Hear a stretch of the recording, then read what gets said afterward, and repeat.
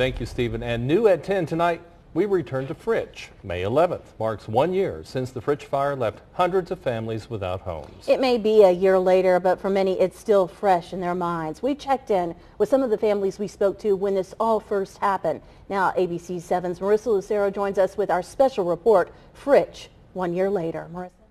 Yeah, Lisa, Larry, we do so many stories, but there are some that just really touch our hearts. We were there from the beginning, and now to go back a year later to see some of the rebuilding, to hear some of these stories, truly a testament to the Panhandle spirit. You never think it's going to happen. You know, it just almost seems impossible. What we'd lost and how in the world was we going to start all over. Most of the people are still in a state of numbness. One that isn't so easily forgotten. Nearly a year after the Fritch Fire, and people like James Campsey, who lost everything, still rebuilding, not just what the fire took from them, but time spent rebuilding a life in the town of Fritch, Texas. How in the world was we going to start all over and all is,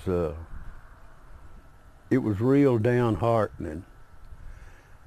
And Clayton told me, said, Dad, said, I'm not leaving Fritch. He said, I'm not leaving my school. Says, when they get the lot cleaned off, we can live in a tent down there. Clayton is James's 15-year-old son, visually impaired and diagnosed with cerebral palsy. James and his wife took him in when he was just a baby. It would have been easy to walk away from it. But after he said that, there was no way. 8.5 years ago, James's wife passed away, leaving him to raise Clayton.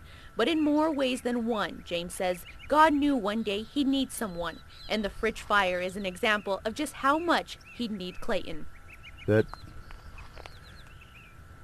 we've enjoyed, you know, rebuilding and still got a long way to go. And I've been married twice. I raised 3 boys.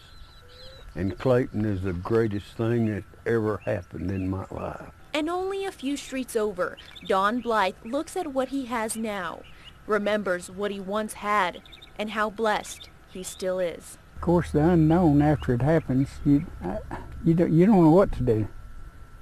And then when you decide what to do, it's a long, hard battle getting back, you know. I know there's a lot of people go through worse stuff than this, you know, that lose part of their family or something.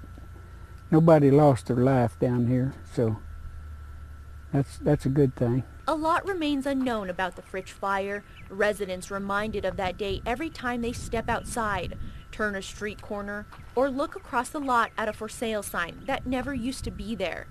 And the fear that it can happen again will always remain. It's in the back of my mind, you know, you can't keep from thinking about it now.